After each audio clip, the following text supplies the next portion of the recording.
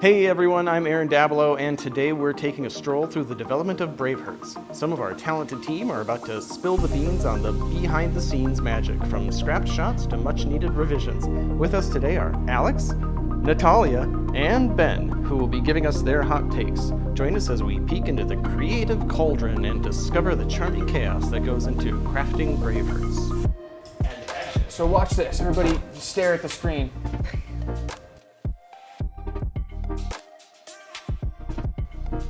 Yeah, seeing him like this, you really are struck by like how composed like a drawing some of these 3D frames are.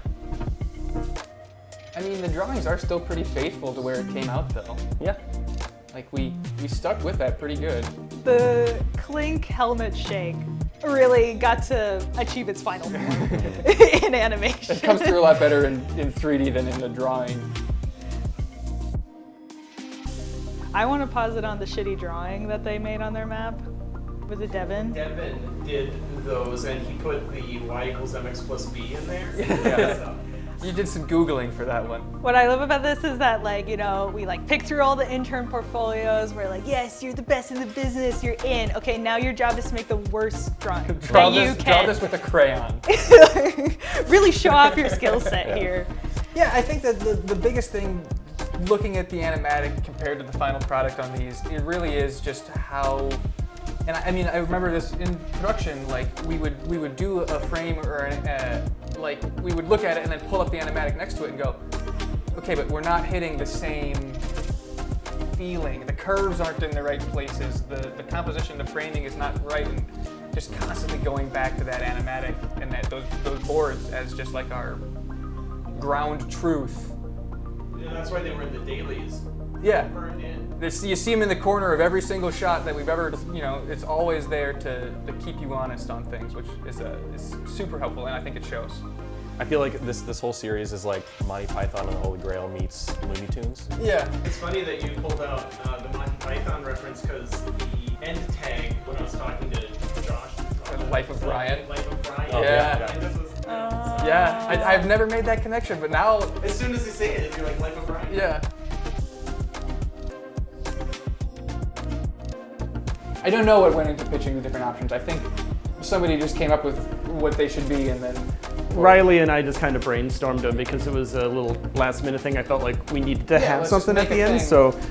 They punch above their weight, I think, the end cards. All right, what do we got?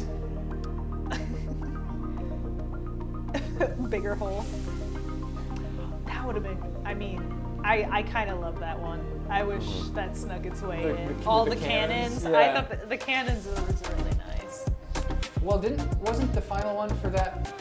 We shot it with the cannon. That's what it was. We fired the cannon at it. Yeah. I think the Maybe it was reason we this one. didn't do the cannons coming in is that they were going to cast a bunch of gross shadows all over everything. Oh, sure, so yeah. That makes you gotta sense. think with a 3D brain. 3D. Whoa.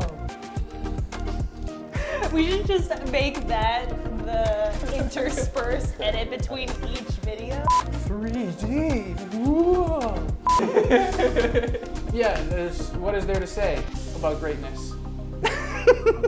Cut. Next video. I'm just gonna keep doing that. Next video. I don't care if we're not gonna use them. I'm pretty sure Jordan made those eyes, and then we immediately made them not do that on the character. Those are Clink's eyes, and he doesn't ever actually close his eye. Oh yeah. Bust it out, my guy. Was that just a rig test or? Yeah, that's gotta be. Oh, nice. Hey, you don't actually see him launch in the spot ever.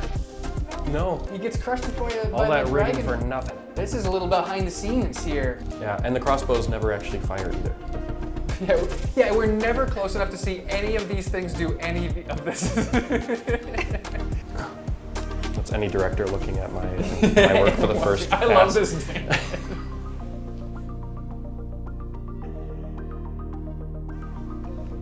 Oh, okay, so this is Yeah, another. comparison of the 2D to the 3D. I remember seeing Josh painting these for the first time. It has always bothered me how much like 3D models Josh can make his paintings look. Well, I saw the 3D models before I ever saw the drawings, and so it was kind of a weird, did they draw that from the 3D model? Right. But no, it's the other way around. That hair is not, there we go. There's the real hair. Do we have to address the elephant in the room of the very adequately proportioned lady? Buxom. Buxom. She needs to be alluring enough to entice men across all 3 sizes that men come in. Small, medium, and large. I think it helps that obviously all of them exist to such a point of caricature. Yeah. You know, it's not like this is standard masculinity. Right, yes. This is peak performance, whether you like it or not. No. The progression of these were never meant to be seen. They were for review. These are for sneaky insides, yeah. Yeah, you were never meant to see a stout without his beard. Yeah. It feels An unnatural. R1 Forester, before he got a little bolt put on. Cultivated mass, I believe, is the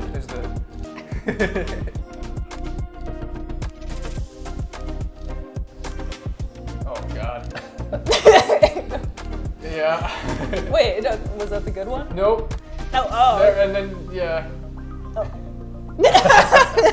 that's okay. Yeah, that's the best one. Okay, no. No, I think there's one where it gets left behind entirely. Just his eyebrows there, like. Over his eyes. Yeah, so I have no idea about what goes into hair simulations. Yeah, the hair is so tough because these guys have their model poses that, like, they look good, and then you're like, okay, now fire that out of a cannon. Like, what does that look like? Yeah. And you have to walk this line between, like, your sculpted, beautiful hair, just to get it to, like, you know, flow out of that cannon in a way that doesn't just blow things up. Alex, did you animate any of the hair on this one? No, I did no hair whatsoever, which I'm not mad about. But it's interesting that it kind of brings to mind, I guess, some of the differences in the decision whether to use 2D or 3D for various things. I know people talk about how, like, well, 3D is easier and with stuff like this, sometimes 3D involves some trial and error with, like, procedurally generated aspects of the program, whereas, like, in 2D, you can just draw it on every frame exactly where you want it. Basically, the computer doing it for you doesn't mean it's easier in any way because the computer can do it wrong. Right. The computer does it how the computer wants to do it. You gotta fight the computer. Alex, you dealt with some cloth, which was similar, you know, where you would have to either sim the cloth or get in there with, like, blend shapes or morphers to put it right where it wants. So what were some considerations and thoughts? Yeah, it's tougher than it looks. It is very satisfying when you get it exactly right, but it can be a bit of a process to get there. What's some cloth that gave you some trouble? At one point, I had to pick a wedgie out of Stout's butt because his cloth was happening to stick in exactly that spot.